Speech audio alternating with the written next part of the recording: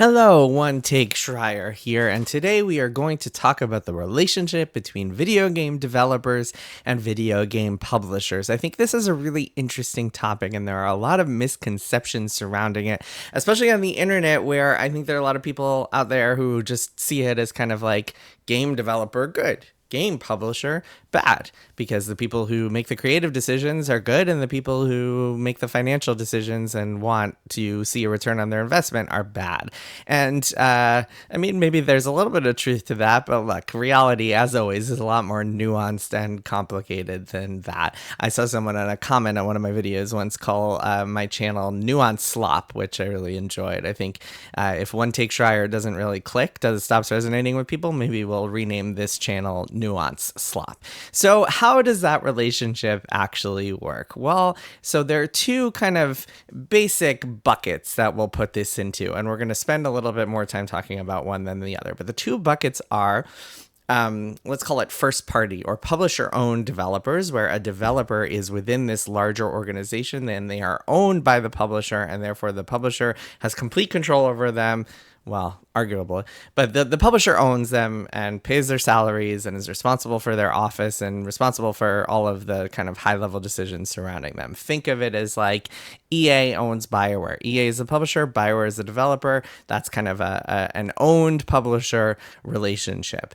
And in those cases, things can actually be a little bit straightforward. Not totally straightforward because there are always nuances involved, but essentially BioWare is going to say to EA, hey, we want to make this video game. This is what it's going to look like. They're going to do a whole lot of back and forth and negotiations over a budget, over a timeline, over features.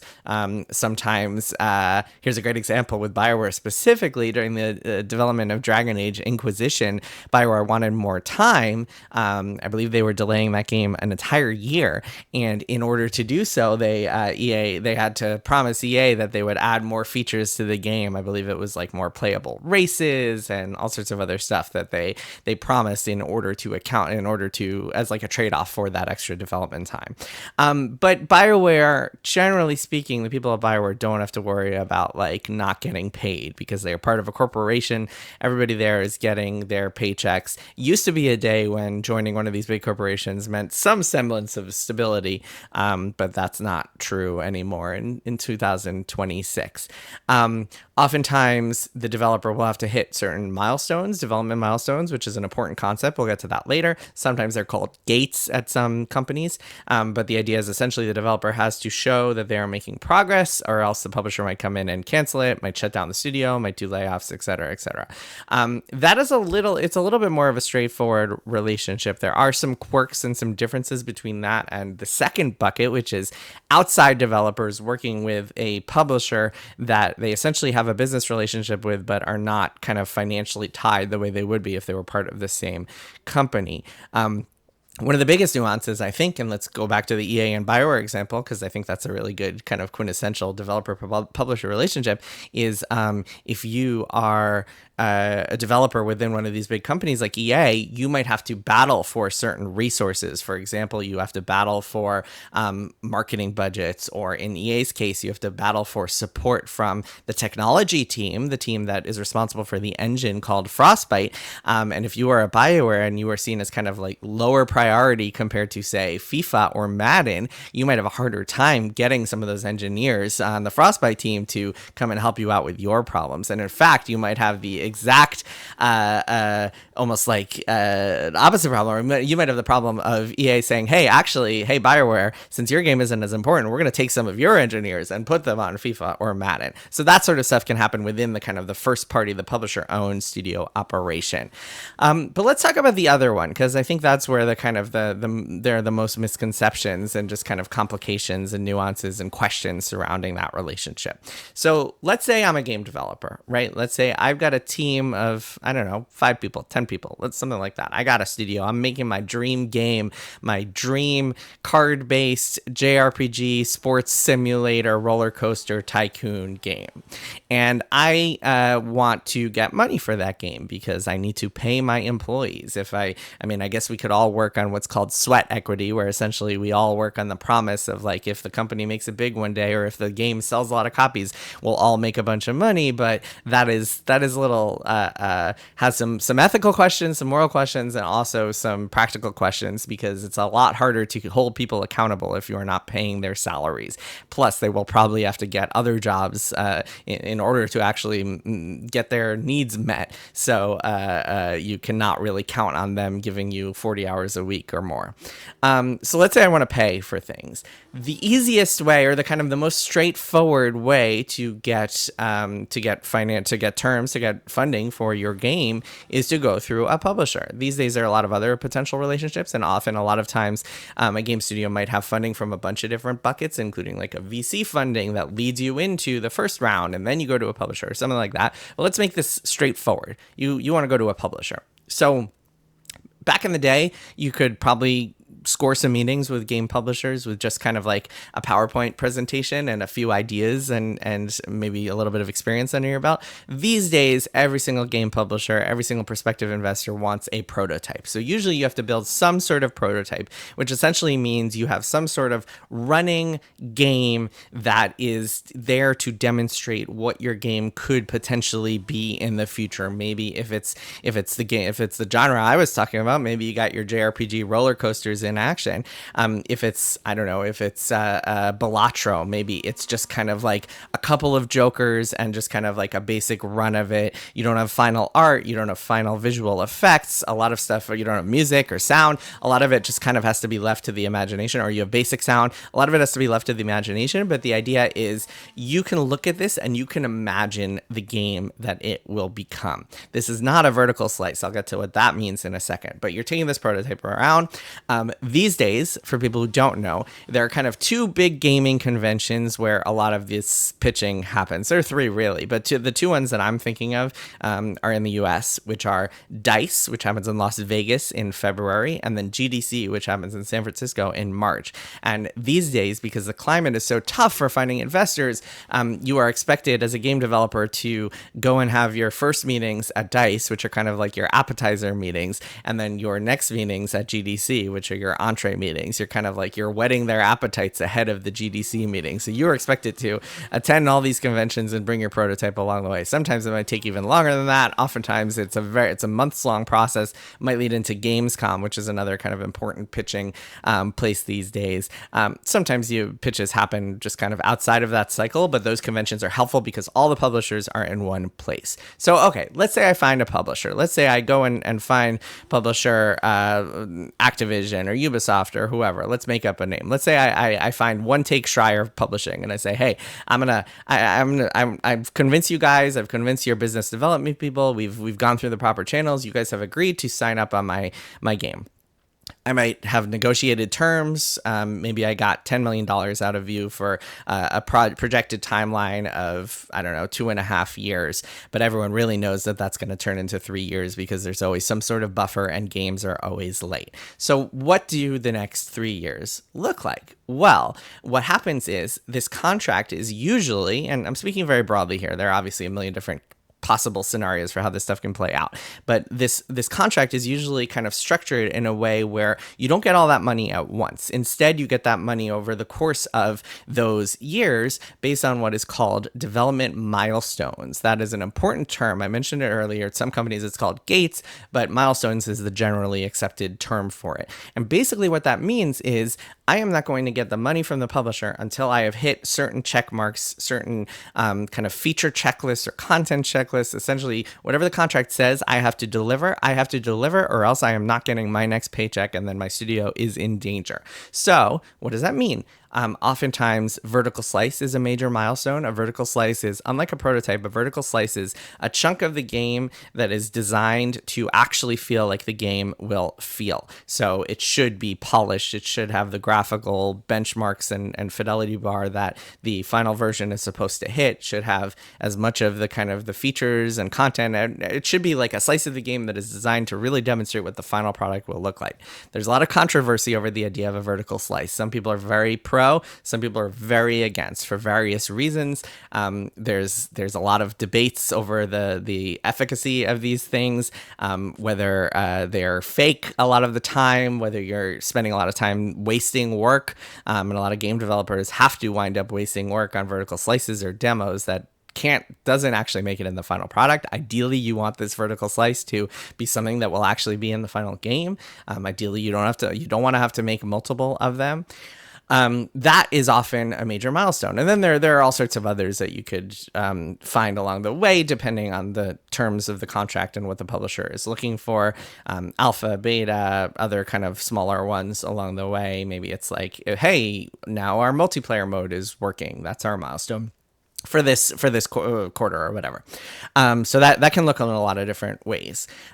So if I got that $10 million, it might be broken up into 10 tranches of like $1 million each. And so I'm not going to see that money until I actually hit the milestone and submit the deliverable, and the publisher says, okay, cool. That's good. That's in good shape. Here's your check. The seedier publishers, of which One Take Schreier Publishing is of course not, but the seedier ones might string developers along and say, oh, actually, you're not meeting this milestone. Actually, why don't you put this, and this in it? And sometimes milestones get rejected, which can lead to either kind of delayed payments. Sometimes it can lead to a cancellation if a milestone is rejected. My understanding is that it's not super common for like a single rejection to lead to a cancellation, because at that point the publisher is already kind of committed and they're invested, and they're not going to be like, oh, one rejection, bam, you're out. Usually it's kind of, you get more chances than that, but sometimes it might be clear to the publisher that the developer is just not living up to their end of the bargain. They are not making something that is turning out well. Maybe they're going way too slowly. Maybe the features they promised are not actually they're not actually delivering on them. And from the publisher's point of view, it can be like, well, we're just gonna have to keep throwing money at this, so why don't we just cut bait and end it now? Oftentimes in contracts, there is some sort of kill fee attached. So like if you are terminated, if your project is terminated, if it is canceled by a publisher, there might be all sorts of kind of severance payments, for lack of a better word, that you get out of it. Maybe you get $1 million out of that 10 as kind of a kill fee. Maybe you get full relinquishment of rights to your IP, which is what happened in the last video I made about the story of Clutch and Amazon Games. They got full rights back, which is a very, very big beneficial thing if you are a game studio, because IP rights are very important. And often when you're working with a publisher, there's some sort of split or ownership. That is another thing that can be determined in the contract, like who owns the IP.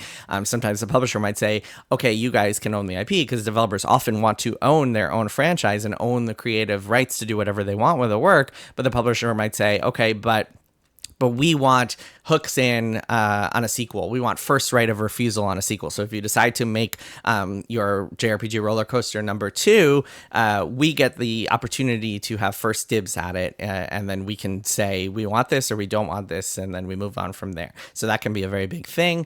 There could be other kind of hooks into the sequel, or other just kind of hooks like if you guys make a movie out of this, we want X% out of a cut or something like that. It could be, again, with these contracts, there's a reason that lawyers get a lot of work in this industry, and because there's a lot of nuances and a lot of complications that you can go back and forth on.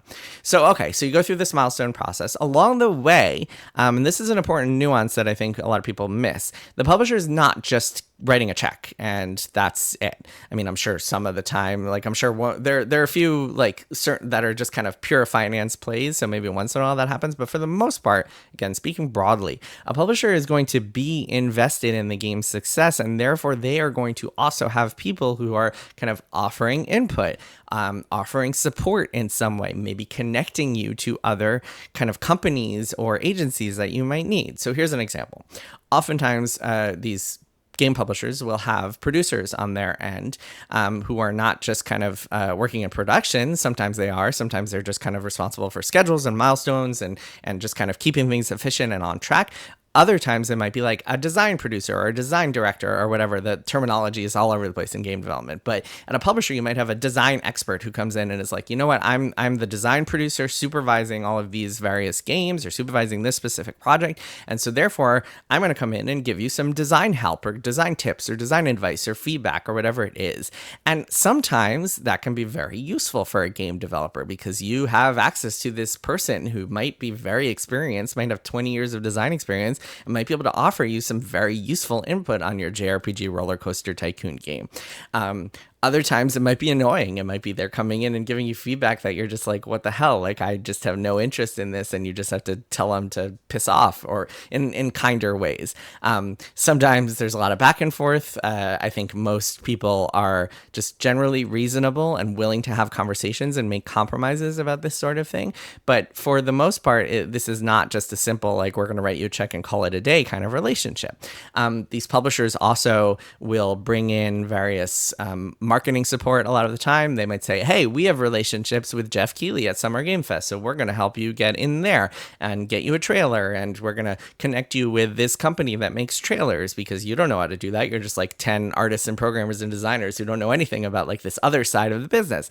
We're going to connect you with the people who know how to get into a Nintendo Direct, or how to, I don't know, how to like talk to the movie business about selling your IP or whatever. It could be all sorts of things. We're gonna connect you with a QA agency. We're gonna provide localization support. We are going to connect you with the right people at Steam, because you don't know anyone at Steam, to make sure that you are getting the proper amount of support from them if you have issues, or you're getting promotion on the Steam store, or you are part of a Steam bundle, or you are part of a Humble bundle, or you know how to get into an Xbox Game Pass deal, etc., etc. So the publisher can offer a lot of this support over the years that will help a game developer more than a lot of people might expect out there. So again, it's not just kind of like a developer good, publisher bad sort of thing. It's a lot of nuance, a lot of tension. A lot of times developers have their own issues too. Even just like, I don't know, things that you wouldn't think of. If you're a game developer, you spend all this time just thinking about your game. There are things in the process that you just like might have never even given any thought to. For example, achievements on Steam and Xbox, or trophies on PlayStation. Like, how much time are you spending really thinking about that? The publisher might come in and say, actually, we have to do this. Certification, that's a whole big process. Certification, if you're not familiar, is this process of submitting your game to one of the console manufacturers, Nintendo, Sony, or Xbox, and having them actually approve your game to go on the store. And that can be a very finicky process where, like, if you have button prompts in your game and the buttons are for the wrong system, they will fail you in certification. So that's another thing that you just have to think about. Okay, so then you get to the end of your project, you finish your game, it's all turning out great. The publisher ideally will help you sell it, although sometimes along the way there could be kind of tension, could be back and forth. The publisher could decide, you know what, this game isn't actually going to be that great, so we're not going to put that much marketing budget into it. Oftentimes game developers complain about lack of marketing budget, which again is a nuanced topic, because I think marketing, first of all, marketing in this day and age is kind of like different world from what it was a few years ago. But second of all, just because of the climate and the sheer number of games and the way people get attention, very different world. But also, I think it's very easy as a game developer to just blame marketing for your failures, instead of kind of assessing inwards and being like, oh wait, maybe this wasn't the right game for the market, or maybe this wasn't something that maybe wasn't as great as it could have been, et cetera, et cetera. But let's say your game comes out and it's out there, it's on the market, it's reaching people, it's selling X number of copies. So what happens now is, let's say that publisher, let's say One Take Schreier Publishing gave me $10 million for my JRPG Roller Coaster Tycoon. And so that $10 million, oftentimes the publisher will want to recoup it before I see any royalties on the game. And if it doesn't recoup, I might never see royalties on the game. So if I'm a game developer and I just spent that $10 million making this game and paying salaries, I now have to think about what's next. And so like I might, even months before my game ships, I'm probably out there doing my kind of traveling roadshow and trying to convince other publishers to sign my next project, thinking about what's going to happen next. Because ideally you want something set up for all those people who just finished that game to move on to after that one is done. And you absolutely cannot count on getting royalties for a game, especially with this kind of like upfront advanced style publisher agreement. Because again, if that publisher is seeing paid me $10 million for this game, they expect that back, and then they expect a return on top of that. So like a typical agreement might look something like the publisher recoups the $10 million, and then after that it's a, I don't know, 70-30 revenue split, where the game developer gets 70% of all future revenue and the publisher takes 30. And those numbers can be all over the place depending on the deal, depending on the climate. In 2026, and in this current climate where publishers are, where money, it's very hard to find money. It's a much different, it's much harder to get better terms than it was back in 2021 or 2022. So that's a big factor as well. And so a lot of times, even if you release a game and even if it's like somewhat successful, it might not break even, it might not make that money back, it might not actually get to the point where it is making royalties for you. So that is something you have to account for as a developer when you're working with an outside publisher is, hey, they want their money back, which makes sense. I mean, they just put $10 million into your game. So yeah, I mean, there's a lot more nuances and complications along the way. I'm speaking very broadly here, but hopefully this helps some of you out there understand a little bit more about how that developer-publisher relationship works, where it can go wrong along the way, and those different kind of milestones. If one of those milestones fails, or if a publisher just like looks at the progress and says, hey, enough is enough already. During that process, by the way, a game developer might say, look, we're slipping, like we're running late, we're not hitting the same kind of progress that we expected to, so we need X amount of time. Are you willing to fund us for that? Sometimes a publisher might say, well, you can have extra time, but we're not going to fund you for it. Sometimes a publisher might say, okay, let's revisit this deal. Let's add another $5 million to the equation, and this, and this to compensate for that.